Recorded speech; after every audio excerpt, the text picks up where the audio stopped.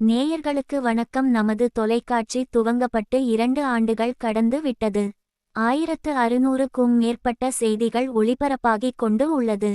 செய்திகளை பார்ப்பவர்களில் 98% பேர் சப்ஸ்கிரைப் செய்யாமல் பார்த்து கொண்டுள்ளீர்கள். தயவு செய்து உடனடியாக சப்ஸ்கிரைப் செய்து தொலைக்காட்சி வளரவும் அதிகமான செய்திகளை பகிர உதவி செய்யுமாறு பணிவுடன் கேட்டுக்கொள்கிறோம்.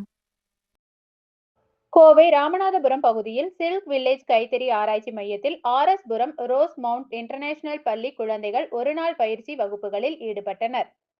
கோவை ராமநாதபுரம் பகுதியில் சில்க் வில்லேஜ் கைத்தறி ஆராய்ச்சி மையம் செயல்பட்டு வருகின்றது. இந்த மையத்தில் RS புரம் பகுதியில் உள்ள ரோஸ் மவுண்ட் இன்டர்நேஷனல் பள்ளி குழந்தைகள் ஒருநாள் பயிற்சி வகுப்பான பிளாக் பிரிண்டிங் எனப்படும் அச்சிடுதல், டோர் மேட் வீவிங் எனப்படும் கால்மிதி நெசவு செய்தல் ஆகியவற்றை கண்டு அதற்கான குறிப்புகளை எடுத்துக்கொண்டனர். பள்ளியில் இருந்து சுமார் 15க்கும் மேற்பட்ட மாணவ மாணவியர்கள் இந்த பயிற்சி பட்டறையில் கலந்து கொண்டு பயிற்சி மேற்கொண்டனர். மேலும் கைத்தறி நெசவாளர்களின் பணிகள், நெய்தலில் உள்ள பல்வேறு நுணுக்கமான நுட்பங்களை மாணவ மாணவிகள் கலந்து கொண்டனர்.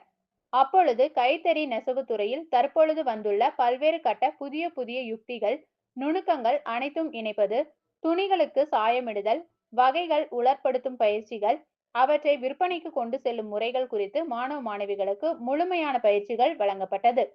இதனால் இனிவரும் தலைமுறைகள் கைத்தறி நெசவு முறைகளில் வெளிப்பாட்டின் துணிகளை அதிக அளவில் பயன்படுத்த ஊக்குவிக்கும் வகையில் அமைந்தது.